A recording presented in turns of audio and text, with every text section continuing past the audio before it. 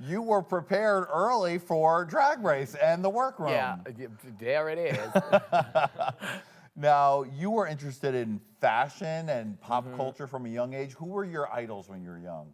Oh my God, when I was young, you know, I loved Michael and Whitney. I really loved like artists that like my mother would like buy the CDs and like, she loves them so much, then they must be really amazing. And then I would listen to the music with her and like fall in love. But then I also really loved like classic films and like Elizabeth Taylor because my grandmother would always like watch all these movies. And at first I thought it was like, this is so boring, it's black and white. But then after a while, I'm like, you know what, this is so artistic and it's like a glamour that we don't get to see all the time anymore. And it started to seep into you and you started to know. Like the BB cream I'm wearing today. You know?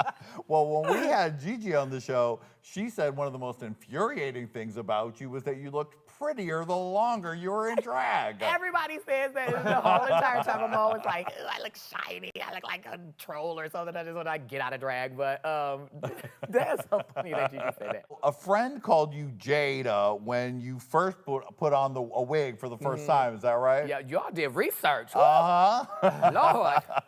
And then the essence came from your boyfriend who called you the essence of beauty. And Hall, of course, is your drag family. Yeah.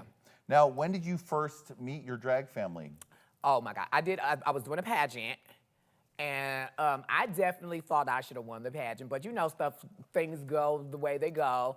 And Taj Mahal, who is like huge in the pageant scene, and she's like just with a huge personality, she was at the pageant, and she made a post like, I can't believe that they did that, and that girl didn't win the pageant.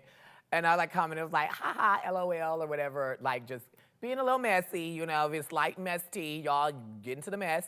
And she was like, well, I was talking about you. And I was like, oh my God, well, thank you. And I was like, well, I wish that I had somebody in my life that can like help guide me through drag because you seem to know a lot about what you do. And she was like, oh, well, I'll take you under my wing. And then like after that, it was just history. Now, pageants was of course preparation for the biggest pageant of all, Drag Race. Literally. What was your very first pageant? My first pageant was Miss City of the Lakes. And not City of the Lakes, oh my God. Oh my God, what is the name of the pageant? It was so long ago. Miss Five? Miss City of Festivals. Miss City of Festivals. Miss City of Festivals. That was it. Oh my God. And y'all, when I tell y'all, I came to registration in my jeans with my sunglasses on and my wig, and I was burning it. That's what I thought until I came in dead last at that pageant. Now, what was the first pageant you won? The first pageant that I won was City of Festivals because I did not win, and then I did another pageant, I did not win, and then another one and lost, and lost, and lost, and lost. And I was like, next year, I'm coming back, and I'm gonna do that pageant, and I'm gonna win that pageant. And then I did, and I won every category. They call it a sweep. Wow. Yeah. Now, is that the secret to becoming a top-tier pageant queen, is you gotta do it till you get good at it? 100%. I don't even think you gotta do it until you get good at it. I think you gotta do it until you're comfortable losing. That's the T. Because like, even when I did Drag Race, after you do competitions for a while, you learn and you start to know that like, it's not about winning the competition, it's about what the competition can do for you afterwards. So like, even with Drag Race, I'm like, child, the goal is to win because that's a lot of money and you can do a lot with that and you can do a lot for your career, but also just the opportunity to be on the show and show the world what you can do is like more than enough. So you have to think about it with that mindset. That pageant that you swept, what was your talent? What was the interview? What were the things that really did it that time? I wore a prom dress that was beautiful and yellow and it was fitted. It was cute. I looked looking back, I'm thinking in my head now.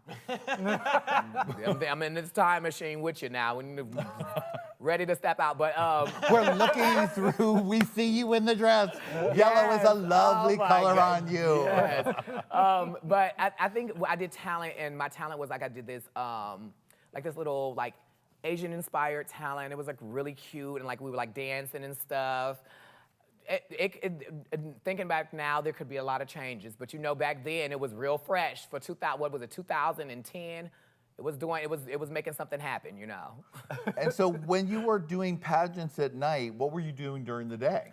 Oh my God, I had a lot of jobs, and I was horrible at every job. Uh-huh. Like I worked at AT&T. I was like a can we say AT&T? Yes, we can. We can say AT&T. I worked at AT&T and I got fired. Oh my goodness. But I was on my last straw for everything there. And then I was working at a bank, did not go well. I worked at a clothing store, did not go well.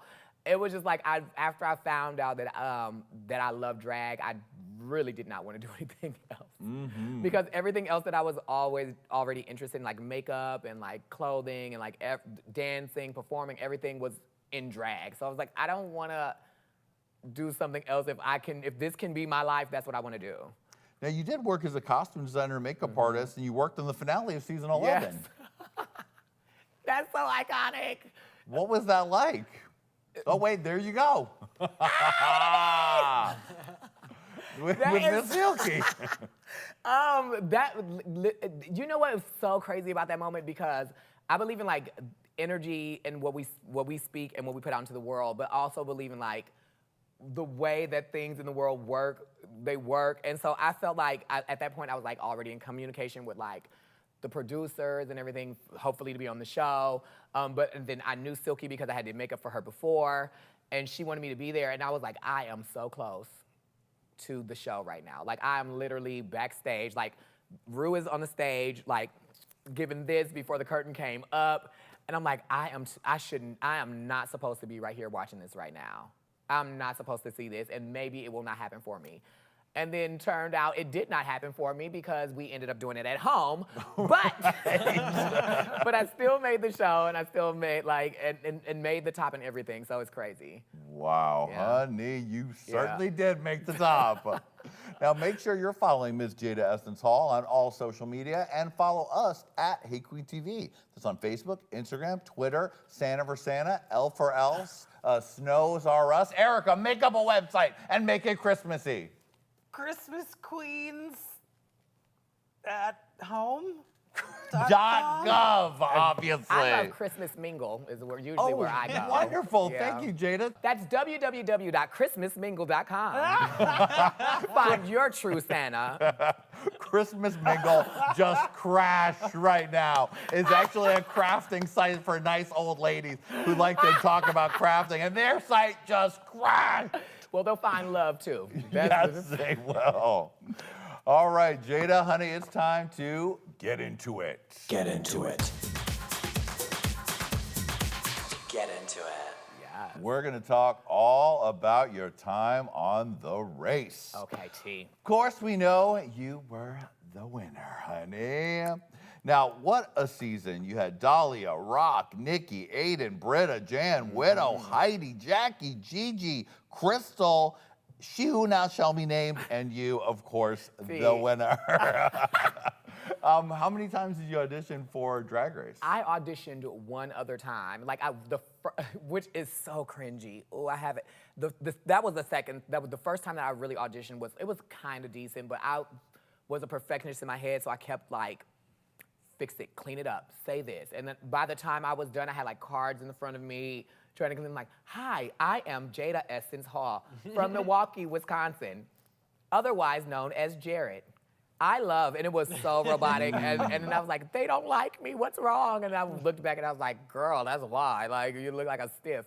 And then I also have like on my camera, like my video recorder, like the old school thing. Like now people just use phones, but it was like on my old little camcorder where I was like, the first year I was doing drag, and I tried to audition for the show. Uh-huh.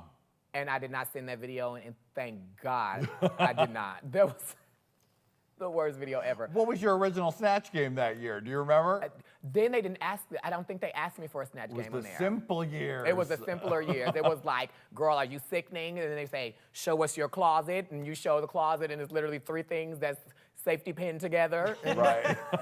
By the time you did get on it, though, the application process was a lot more stiff. Yeah. I mean, I think it's important that it's like that, because then you know what you're getting. You know what I mean? It's like, child, you could show somebody a beautiful closet, and then they walk on the set, and you're like, okay, girl, she got beautiful clothes, but ain't nothing else there. Right. You know. So this time you finally get the word that you're Yeah. going to be on the show. How did you prepare? What were those few weeks like getting ready? It was so hard because I literally made everything. There were two things that I did not make for myself on the show, which was the yellow tulle dress and the bridal gown, the black bride gown. Other than that, like everything else I made myself. So it was like, in my mind, I was like, you have to figure out which things you can make, which things you can pull from the closet, like, Yeah. and immediately get on Instagram and delete those photos of you in those looks. And then, Exactly. Tricks of the trade, Yes, honey. Get all the pictures sweetie. down if you know you're taking it on the show because you don't want nobody reading you. Right. Because they'll upload all your pictures and then all of a sudden you're standing on the runway and they're like, oh, we've seen this already. Mm-hmm. You know. I forgot that, of course, you made almost everything, Yeah. honey. So you get to Hollywood. They sequester you. It's finally the day you're probably in a closet for 2 hours. Then they take you out, right? Yeah. It was a nice green room, Oh, which good. does not matter when your nerves are falling to shit. That's the thing. Like, it's like beautiful green room. However, just the entire time spent breathing and gasping, scared for your life, and then they come and knock on the door and say, "We're bringing you down to the workroom." Mm-hmm. What was your thoughts as you were entering the workroom for the first time? I'm finally here. That was the thing. That's really all it was, like, I'm finally here. But also, I have to say, I'm very, like, a in-the-moment person. Like, if I'm, like, in the moment, I'm like, I can just focus on that. So, like, I would get nervous sometimes, but then it's, like, easier for me to be like, well, just do what you got to do and just make it work. And so that's what I tried to do most of the competition. But even going into the workroom, that was the idea that I had in the mindset. When I turned to the side and I looked over, I was like, oh, shit, girl. These girls are gonna be sickening, because I knew a couple of them. Like, I knew they had really good reputations. And Right. stuff So like that. who intimidated you? Who had you heard of before? Who was like, who is she? I knew Jan. I knew Dahlia. I knew another person. I had not known Rock, but Rock was the only person who was there that I did not. That moment that I didn't know. And so what was that first day like? Your first day, suddenly, it's not like you're like thrust. You've done pageants, you've been on stage, but suddenly you're like in the middle of Drag Race. The first day was really good. It was, the first day was real cute. We like all got ready. We had like a cute camaraderie. It was real cute until they had told us we need to go on that stage and work on that Coia. Right. Yeah. And that wasn't so easy. Oh no. Now, you were dubbed the trade of the season by yourself. Well, of course. I have to say I do have good taste. That's You the did, thing. yes, for sure. Now, you clashed a little bit with Aiden Zane in the Untucked because the judges were expecting more from her. Now, where did that come from? Is because you wanted her to do better? Well, Aiden and I, like, especially on our first episode, we both, when we had to do the choreo, we both were like, girl. And I've done choreo before. I just also know that I can do it if I like believe enough to do it, which oftentimes I don't. But if I believe that I can do it, then I'll make it happen. Aiden had never danced before, and so she was just, I just wanted to make sure she was good. But then when we had the issue on the couch, it was subtle shade. It was a little subtle shade. The line was, it's not like I just dropped all of my lines and then that's why I'm in the bottom. And I'm like, oh, now wait a minute, girl, you're picking at a scab. You're picking at a scab. And I'm like, we both fumbled our lines, but obviously the judges loved what you did and they were looking for something from you and you gave them exactly what they needed, so, Episode 9, the political debate. Honey, where is it? Can we all do it at the same time? Look over there!